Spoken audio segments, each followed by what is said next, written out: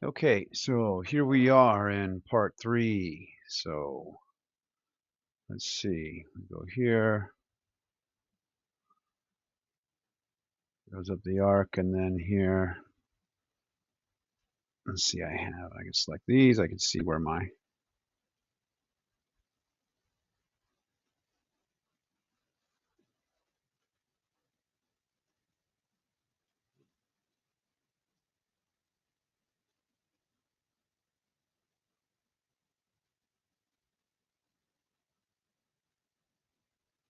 right, so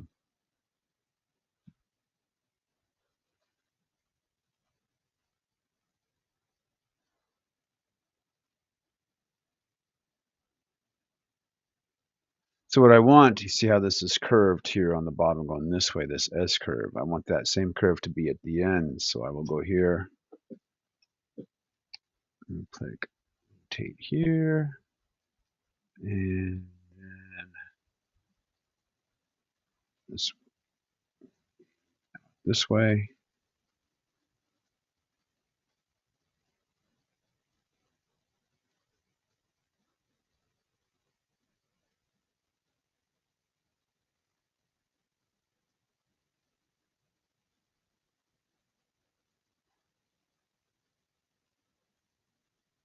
Let's see, where's the next one? I'll go a couple more frames.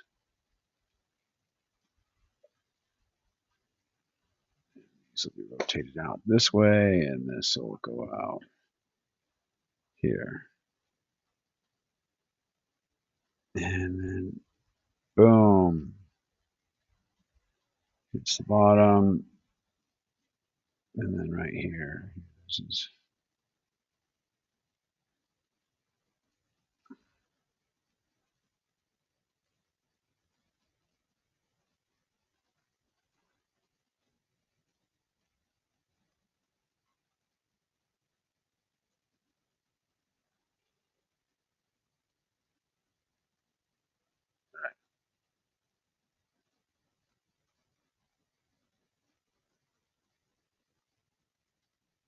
this is going this way. So let's see.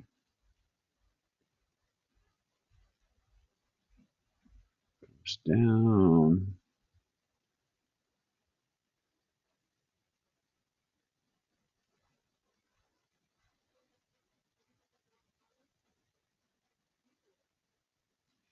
So come up here. Right when it hits the ground. This is going to be like,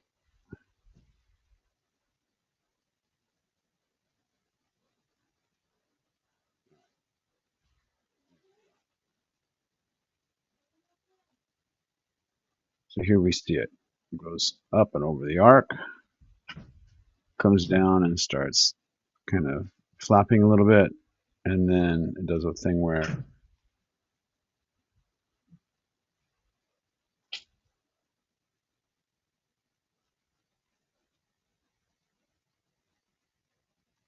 go ahead and click play.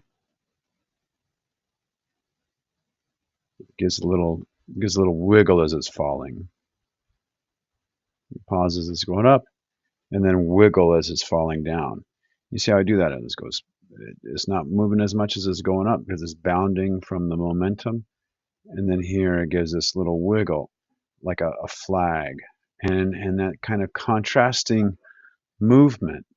That's another one of our, I believe it's one of the 12 principles, contrasting movement, to where you have it, okay, it's moving smooth here, going up, and then as it's coming down, that slight flutter is a movement that contrasts this one to the smooth one.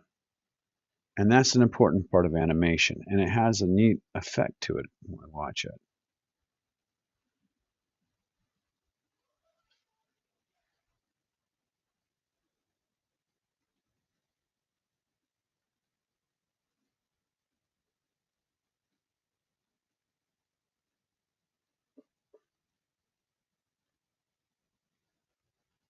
Okay, and maybe I don't want it. Maybe I don't want it doing that little wiggle like that. But, because it's not quite the same. Like right here, we got this one that's coming up.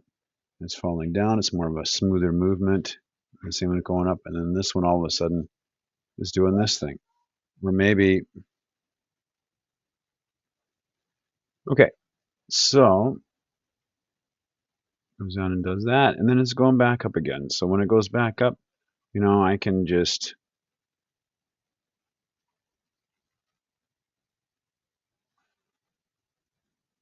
make it start to, let's see, when it goes up to the top here.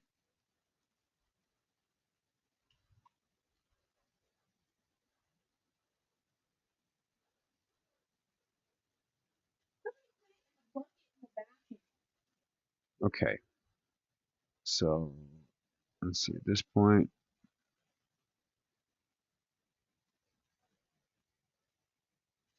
40. So let's see what this does. I remember most of the time.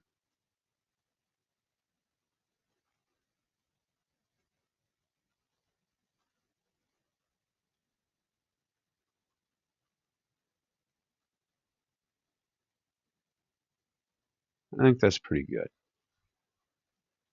And this is what we're looking at. We're looking at an end result. What does it look like? Now, you don't have to have the little wiggle here going like this. I think that it looks pretty cool. It's not doing it on this side. So I have two different movements, and that's okay to do. So it's not always just the same movement, or it's like you could use one or the other. But as we get a good look at it, this gives us this project, out of all the projects, is giving us something, a valuable lesson, because we have the other principles, but this one has this secondary animation. The tail kind of moves at a slower speed than the main body, and that secondary animation is crucial in all your characters' work to help sell that it's the real deal. You'll always have things trailing behind a character, whether it's their hair or you know, they're walking, their hands following the motion of their arms, or their ears, or they're wearing a tie or some other belt or something, their dress. Things will always trail behind them in movement. There's the main movement and then the secondary movement at the end of the tail coming a few frames later. Okay, so I'm going to, of course, save this scene. We saved it, save scene, and we'll turn that scene in, and then we'll take a look at what we've done. Thank you.